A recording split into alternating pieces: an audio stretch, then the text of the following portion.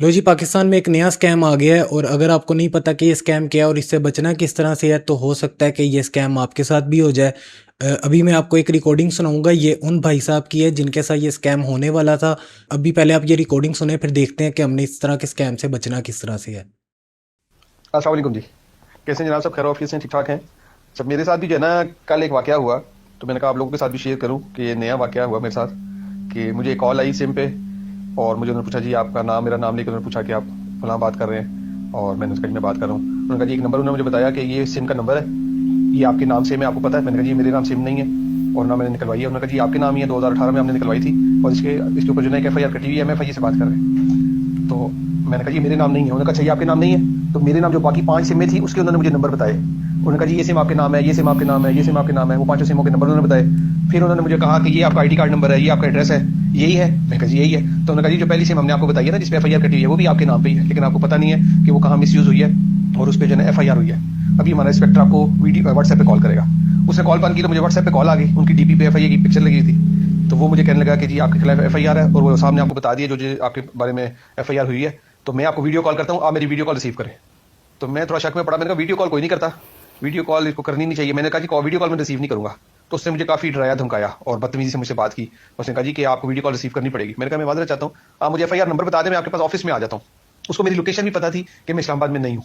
तो वो मुझे कहने लगा जी मुझे आप 2 घंटे में कैसे मेरे पास पहुंचेंगे, मुझे आप 2 घंटे में मेरे ऑफिस में चाहिए। तो मैंने उसको जाहिर कराया कि जैसे मैं इस्लामाबाद में, मैंने कहा जी आप मुझे बताएं, मैं 2 घंटे में आपके पास आ जाता हूँ। उसने मुझे जो ना कहा कि मैं आपको लास्ट टाइम वार्न कर रहा हूँ, आप वीडियो कॉल मेरे रिसीव करें। मैंने कहा जी मैं वीडियो कॉल रिसीव नहीं करूंगा, आप ऐसे मुझे बता दें कि आपने मुझे क्यों देखना है। उसने कहा जी मैंने वेरिफिकेशन करनी है। तो मैंने कहा जी वेरिफिकेशन ऐसे नहीं होती, वीडियो कॉल पे कौन वेरिफिकेशन करता है? तो वो आगे से गुस्सा हुआ, नाराज हुआ, मुझे कहने लगा अच्छा अच्छा अब आप मुझे बताएंगे कैसे वेरिफिकेशन होती है? तो अगर आप वीडियो कॉल रिसीव नहीं करते तो फिर हम आपको बताएंगे कि हम आपको कैसे 2 घंटे में अपने दफ्तर लेके आते हैं।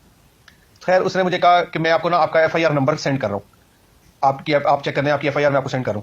तो उसने मुझे एक दिन व्हाट्सएप पे मैसेज आया और उसमें मैसेज में ये लिखा हुआ आया, ऊपर ऊपर ही लिखा हुआ था, नीचे FIR वो नंबर था, एक नंबर लिखा हुआ था। उसने मुझे कहा जी आपको FIR मैंने सेंड कर दी है PDF फाइल में, तो ये आपके पास FIR नंबर आ गई है, आप सिर्फ इसको वेरीफाई कर दें कि आपके पास FIR नंबर क्या आई है।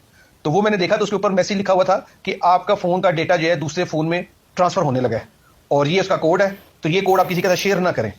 तो वो तो मैंने मैसेज पढ़ लिया। तो मैंने उसे कहा, मैंने कहा जी ये तो इसमें लिखा हुआ है कि आप मेरा डेटा से ट्रांसफर करने लगे।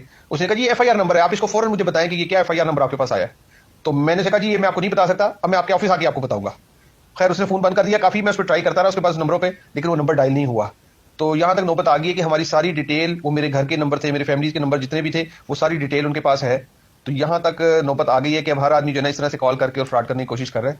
तो मैंने कहा मैं आप भाइयों से भी शेयर करूँ कि आप खुद भी इसे इन्फॉर्म आपको करूँ और आप खुद भी मुतनब्बे रहें और लोगों को भी इन्फॉर्म करें कि आजकल ऐसे बहुत सारे फ्रॉड हो रहे हैं। अच्छा जी, ये रिकॉर्डिंग आपने सुनी, आपको पता लग गया होगा कि स्कैम किस तरह का हो रहा है। इस तरह के माजी में पहले भी होते रहे हैं जिसमें एक पुलिस वाला जो है वो फ़ोन करता है और कहते, पीछे से एक बच्चे के रोने की आवाज़ आ रही होती है और कहते हैं कि आपका जो बच्चा है वो किसी ना किसी भी क्राइम का, कहते हैं कि उसमें मुलविस था, उसको हमने पकड़ लिया है, तो अब इस पे FIR देने लगे हैं। तो अगर आपने इसको अब छुड़वाना है, आप चाहते हैं कि हम इसके खिलाफ FIR ना दें, तो आप इतने पैसे भेजें। ये सबको पता है, इस तरह की पहले जो है वो रिपोर्ट होती रही हैं। अच्छा, अब स्कैमर्स जो हैं वो 2 तरह के होते हैं। एक तो इनमें होते हैं मीठे स्कैमर जो आपको लालच दे के स्कैम करेंगे आपके साथ, और जो दूसरे होते हैं वो होते हैं कड़वे स्कैमर कह लें। वो आपको डराएंगे, धमकाएंगे। अच्छा, जब भी स्कैमर आपको डर या लालच देने की कोशिश करता है तो वो सबसे पहले आपके दिमाग का जो बिल्कुल सेंटर में हिस्सा होता है, एमिगडाला, वो उसको टारगेट कर रहा होता है। ये हमारा इमोशनल हिस्सा होता है दिमाग का। अच्छा, जब भी कोई स्कैमर आपको डर या लालच देने की कोशिश करता है तो आपने फ़ौरन कोई भी डिसीजन नहीं लेना, क्योंकि उस टाइम आपके ब्रेन का जो पार्ट है एमिगडाला, वो सबसे ज़्यादा एक्टिव होता है। तो इसमें अगर आप कोई डिसीजन लोगे तो आप फंस जाओगे, या तो आप लालच में आ जाओगे या फिर आप डर जाओगे। फिर उसके बाद ब्रेन का दूसरा हिस्सा एक्टिव होता है जिसे कहते हैं प्रीफ्रंटल कॉर्टेक्स। ये वाला जो हिस्सा है बिल्कुल सामने, क्योंकि ये चीज़ों को अब लॉजिकली देख रहा होता है, तो जब ये एक्टिव ज़्यादा होता है तो फिर हम हर चीज़ का जो डिसीजन है वो सोच समझ के लेते हैं। अच्छा, जब भी आपके साथ इस तरह का कुछ हो तो आपने फ़ौरन कोई भी डिसीजन नहीं लेना। आपने कोशिश करनी है कि आपके जो आसपास लोग हैं, कोई पढ़ा लिखा है तो आप उसको बताएं कि ये हमें इस तरह से फ़ोन कॉल आई है, अब हम क्या करें। और दूसरी चीज़, आपने किसी भी लिंक पे क्लिक नहीं करना, क्योंकि जितने भी डिजिटल स्कैम हो रहे हैं आजकल वो इसी वजह से हो रहे हैं कि लोग पढ़ते नहीं हैं और फ़ौरन लिंक पे क्लिक कर देते हैं, एक्सेस दे देते हैं। मैं अपना बताऊँ तो मैं छोटे होते जितनी भी ऐप्स वगैरह करता था, जो भी डाउनलोड करता था, मैं सब पे ही एक्सेस ओके कर देता था, सब पे ही एक्सेप्ट कर लेता था। तो इस तरह से नहीं करना। ये जितने भी स्कैम हो रहे हैं वो इसी वजह से हो रहे हैं। और तीसरा, अगर कोई ओटीपी वगैरह का तो सबको अब पता लग ही गया है कि अगर कोई ओटीपी आता है तो नहीं देना। सबसे बड़ी वजह यही है स्कैम की।